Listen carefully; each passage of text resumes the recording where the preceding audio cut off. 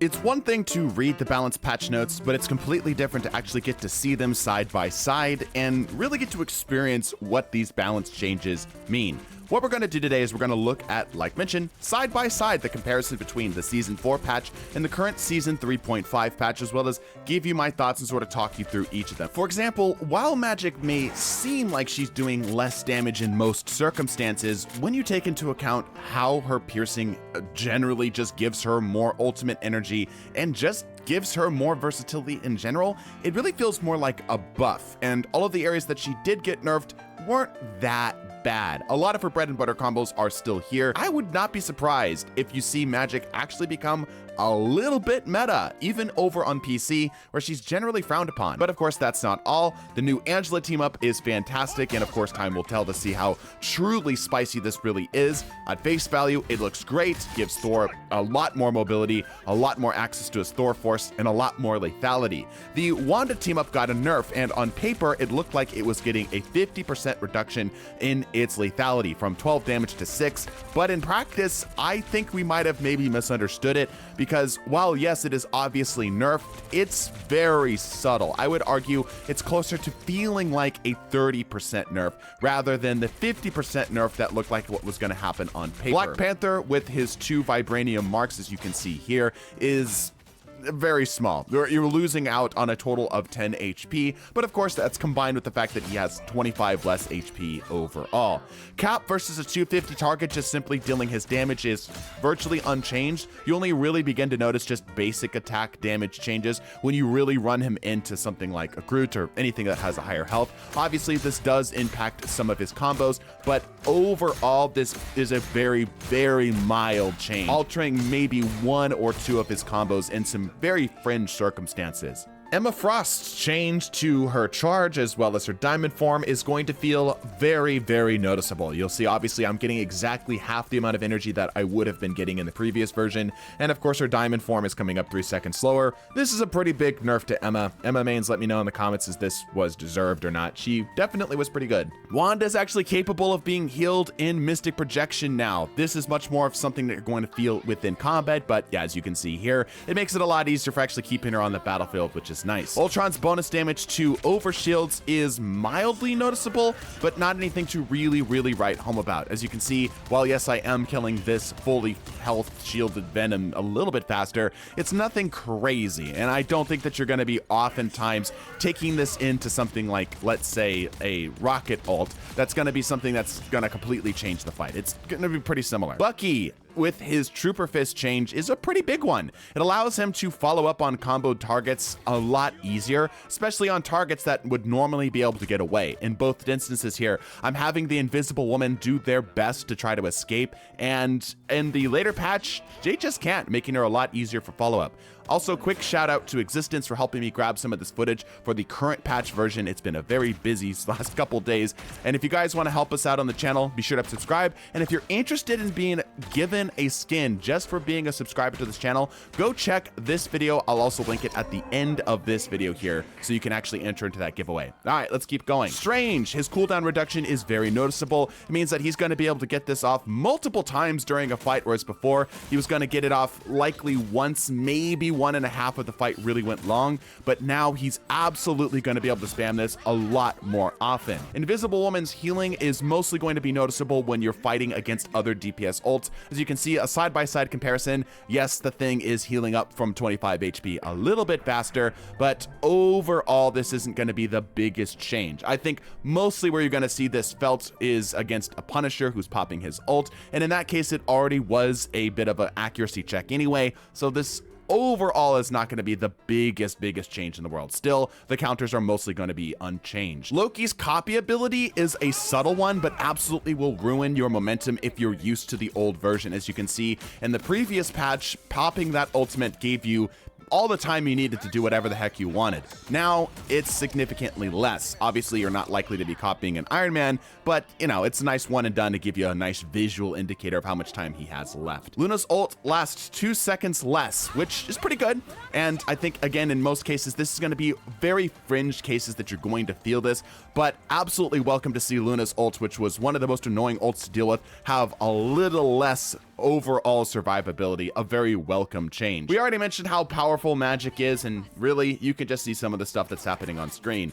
It's kind of frightening how much is being changed to her in a positive way. That's not, of course, even counting her new team up, which also does a fair good amount of damage.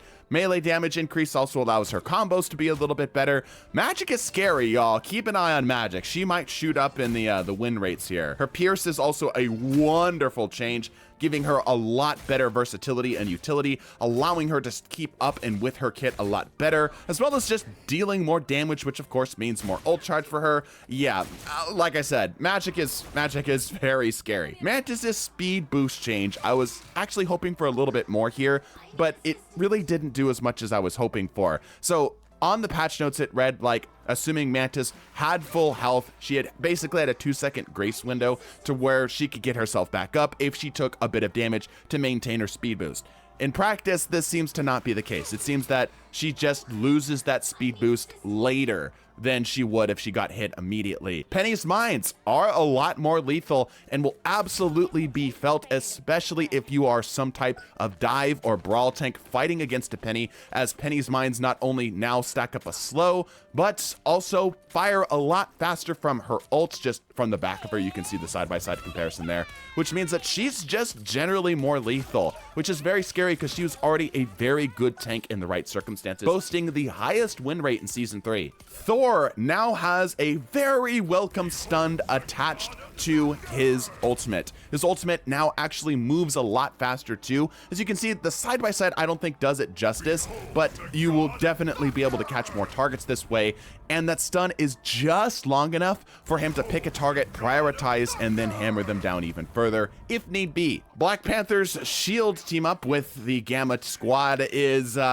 frightening. As you can see, I've got the no cooldowns turned on here just to show that this will trigger even if, let's say, you don't have cooldown ready to go and then you take damage. It triggers when you take that hit. Blade's damage buff is appreciated, but I don't think a whole lot of players are going to notice this. I think where you're really going to feel this is in his lifesteal getting slightly better and in his ult coming back slightly faster too. But overall, lethality wise, it's probably going to be about the same, but you can see it here. Invis's slow is a lot more noticeable now. I've never walked through a Guardian shield and have noticed the slow, but you can see this here. That's a pretty big amount of slow. This Jeff gets slowed massively, especially in the later seasons. So definitely something to keep an eye out for. Jeff's ult now also pops a small healing pool from the position that he initially popped. So I think a lot of us are a little confused. We are expecting Jeff's ult to give that little healing circle from where he actually did the gulping, but that's not true. It's actually firing from when he initially starts it out,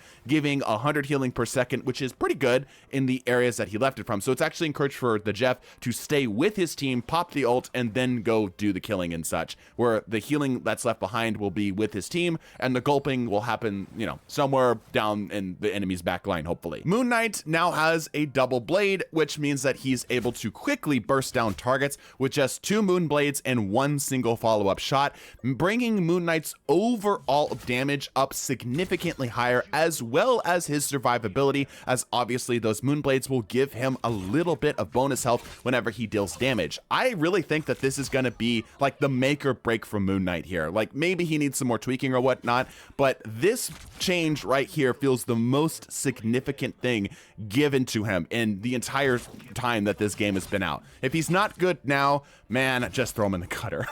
Psylocke, her wing shurikens are now dealing a bit less damage overall. It seems that it's going to take a couple more hits in order to actually finish targets off. This is a major portion of her damage. She's absolutely going to feel this nerf, especially if you were really tuned in with Psylocke's damage and breakpoints and such. So a little frustrating to see for the Psylocke mains like myself, but a little understandable because she's always been very, very good. And Squirrel Girl. Her base damage is slightly less, but her barricade deals more damage, which mostly translates to not a lot of difference. This just means that she's slightly better if she's actually able to land the barricade, and slightly worse if she's just spamming damage out. Still, she's going to be able to get a 250 damage combo off without a whole lot of difficulty, but where she's really going to feel this is in the Mammal Bond. The Mammal Bond is just half as slow. It's going to come back significantly less, which means that double stuns are more or less a thing of the past. Like, of course, they still can happen. And lastly, of course, Scarlet Witch's ult just kills anything. If it's not a shield, if it's not immunity, it's going to die. Previously, she couldn't kill Monster Hulk, and well, you can see it here. She can kill it, no problem. Overall, big fan of the changes. Let me know what your thoughts are in the comments below, and check out this video and subscribe if you want a chance at a skin giveaway coming in a week. Bless your faces and deuces.